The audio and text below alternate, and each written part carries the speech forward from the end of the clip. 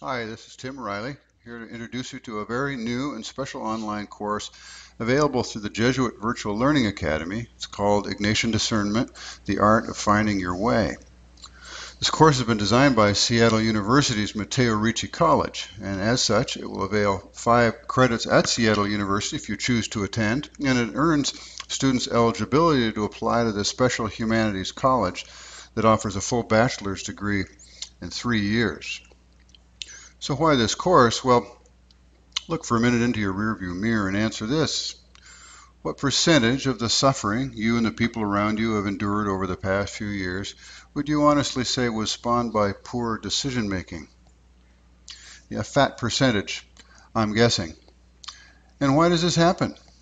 We all make mistakes and learn, but doesn't it seem that some really poor decision making becomes habituated and patterned? That despite the suffering and the long-term unhappiness, we seem to keep doing the same things over and over? What is that? Is it fear? Some out of whack hope, perhaps, that will win the favor of our peers? Something else, perhaps? And how does it happen that certain people seem to be impervious to that kind of foolishness? Well, some teens, at least, and adults seem much more genuine and secure and wise in their decision making, seem happy with their choices of work and friends and service causes they're passionate about. How do they get there?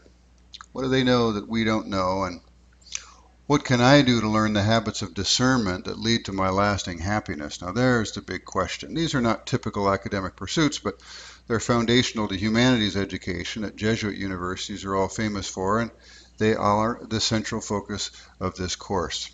So let me give you a fast preview of the course here. After getting to know each other a little bit in the first week, hopefully more than a little bit, we'll head to the starting line of all good spiritual or psychological journeys, which look inward. The question is, who am I, really? Week 3 asks, why is it so difficult to really be and express who we are? This is never harder than it is during adolescence, but could some of the same pressures that encourage us to hide behind our masks also be encouraging us to do some things we don't believe in now and then? Or to fail, to stand up and do things we do believe in? One of our most intense desires is to freely be and express who we are, and this is a hallmark of good spiritual maturity. That's the subject of week 4.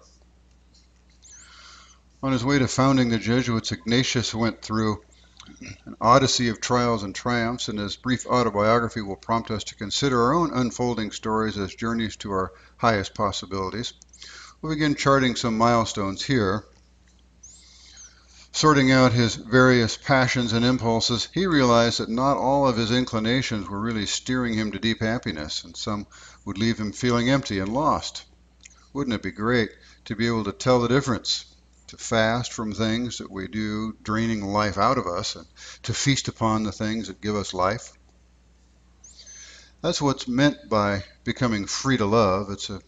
Sounds strange, but freeing ourselves from attachments or obsessions that we have which have become imbalanced and which fail to bring out the best in us. For those of us feeling stuck in some ways of being that aren't working well, this week offers hope for that.